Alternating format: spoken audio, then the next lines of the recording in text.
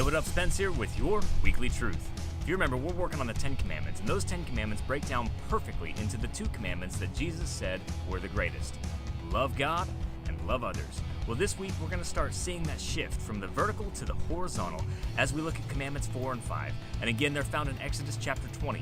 Number 4, remember the Sabbath day, keeping it holy. And number 5, honor your father and mother.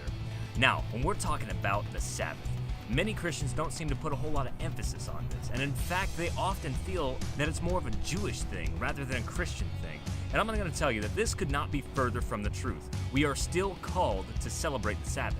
Jesus himself said in Mark 2:27, the Sabbath was made to meet the needs of the people, and not the people to meet the requirements of the Sabbath.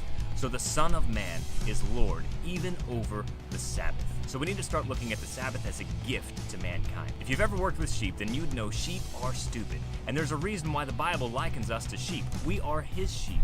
And if God didn't tell us to take a day off, then we probably wouldn't. We'd overwork ourselves and probably burn out pretty badly. So we'd take that day off to rest our minds, our bodies, and our soul in the presence of the Almighty. So we're still going vertical here by honoring God and worshiping him. But this commandment also starts transitioning into that horizontal as we stop and celebrate God's good works in creation with a community of believers.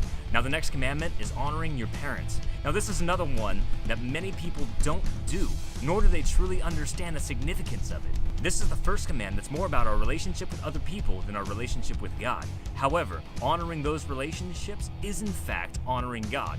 Paul writes in Romans 13:1, everyone must submit to governing authorities. For all authority comes from God, and those in positions of authority have been placed there by God. Your parents, just like all governing authorities, just like bosses at work, have been placed there by God for a specific reason. And when you respect them, you honor God. But there's something else happening here that's really cool. When you start learning to trust and obey someone other than ourselves, it sets the groundwork for truly loving and honoring our Heavenly Father. It sets aside our own desires and makes room for you to understand and do the will of the Father. Read Exodus 20 verses 8 through 12 this week and look at how you can apply this to glorify God in your working relationships and in your Christian community. I'll catch you next time on the Weekly Truth.